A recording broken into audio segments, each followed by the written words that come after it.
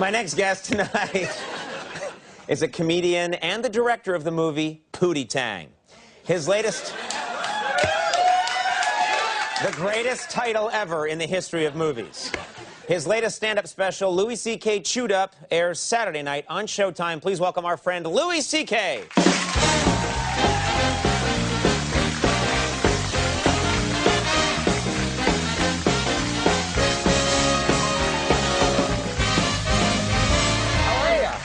Good. You look good? Yeah, yep. Correct. I'm told you just did a stand-up special in England, and I'm curious about that because I'm just curious. Did you like doing stuff in England? Did you like England in general?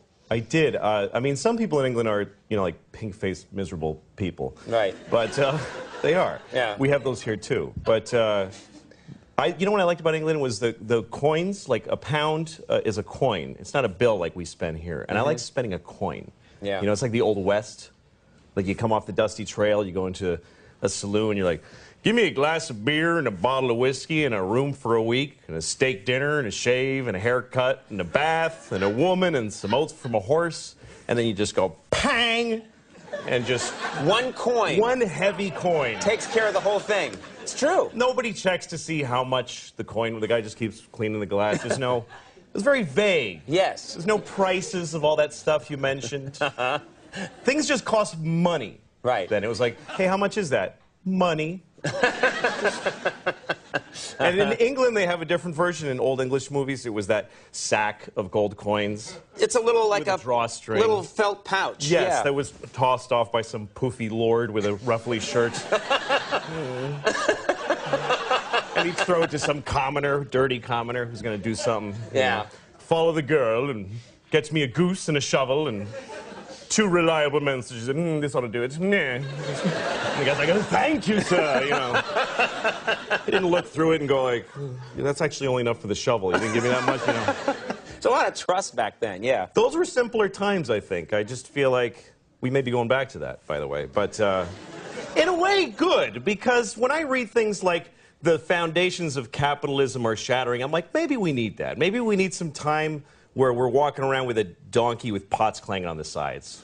You think that would just bring us back to reality? Yeah, because everything is amazing right now, and nobody's happy. Like, in my lifetime, the changes in the world have been incredible. When I was a kid, we had a rotary phone. We had a phone that you had to stand next to, and you had to dial it. Yes. You realize how primitive... You're making sparks in a phone, and you actually would hate people with zeros in their numbers because it was more like, oh, this guy's got 2 zeros. Screw that guy. Why do I want to? Yeah. And then if they called and you weren't home, the phone would just ring lonely by itself. And then if you wanted money, you had to go in the bank for when it was open for like 3 hours. You had to stand in line, write yourself a check like an idiot. And then when you ran out of money, you just go, well, I can't do any more things now. Right. I can't do any more things. That's it, yeah. That was it. And even if you had a credit card, the guy would go, ugh, and he'd bring out this whole shunk, and he'd write, oh, you'd have to call the president to see if you had any money. And it's all true, kids. You had to call the president, yeah. It was ridiculous. Yes. Do you feel that we now, in the 21st century, we take technology for granted? Well, yeah, because now we live in an amazing, amazing world, and it's wasted on the crappiest generation of just spoiled idiots that don't care, because this is what people are like now. They got their phone, and they're like, it won't... Give it a second! It's going to space. Can you give it a second to get back from space? Is the speed of light too slow for you? Yeah. I was on an airplane, and there was internet, high-speed internet on the airplane. That's the newest thing that I know exists. And I'm sitting on the plane, and they go, open up your laptop, you can go on the internet. And it's fast, and I'm watching YouTube clips. I'm in an airplane. And then it breaks down, and they apologize, the internet's not working. The guy next to me goes, this is bull***.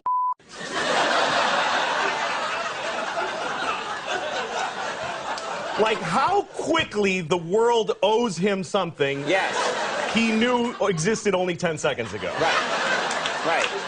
And on planes,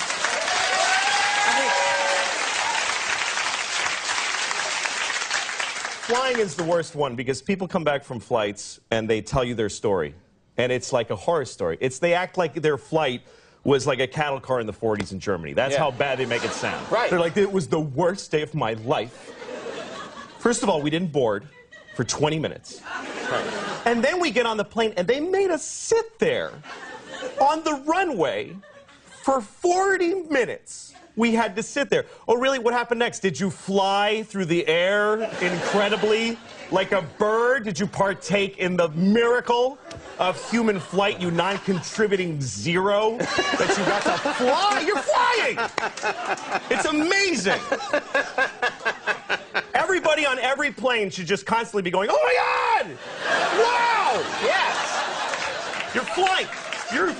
You're sitting in a chair in the sky. Yes. Yeah. Yeah.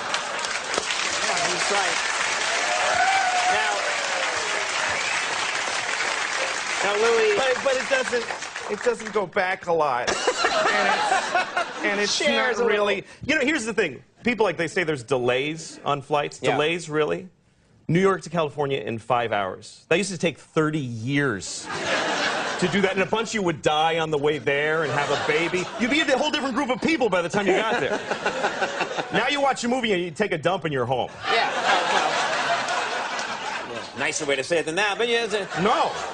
Now, Louis, before we go, we don't have much time, but I know that you have talked about your children before in your comedy, and you've said some rough, horrible things about your kids. Yes. How are you feeling now? How about the children? Well, I blame myself more now because I'm an older father, and I've realized I don't have crappy kids. Right. I'm a crappy dad. Oh, that's the good news. Yeah, exactly. I mean, I'm trying. Here's, like, I make huge mistakes. Like I was telling my daughter was asking me these questions once, and I'm just doing stuff. And, hey, Daddy, does the world go around the sun? I'm like, yeah. She goes, does it go in a square or a circle? I'm like, it's like an oval. She says, does the Earth go around the sun all the time? I'm like, yeah. She says, will it always go around the sun? And I go, well, yeah, not always, because at some point the sun's going to explode. I said this to a 6-year-old. Yeah. I told her the sun's going to explode. She starts crying immediately, just bitter tears for the end of all humanity and life.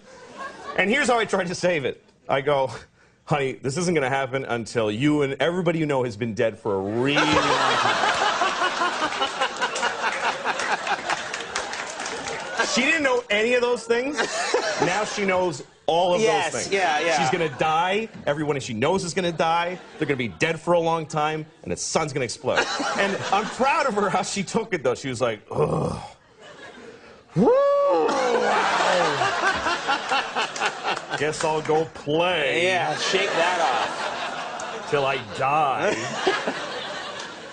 Louis C.K. Chewed Up premieres Saturday at 11 on Showtime, and you can get Louis on his national theater tour. Louis C.K. Hilarious, and you are hilarious always. Thank you very much. Louis C.K. We'll be right back. Department of Eagles. Stick around.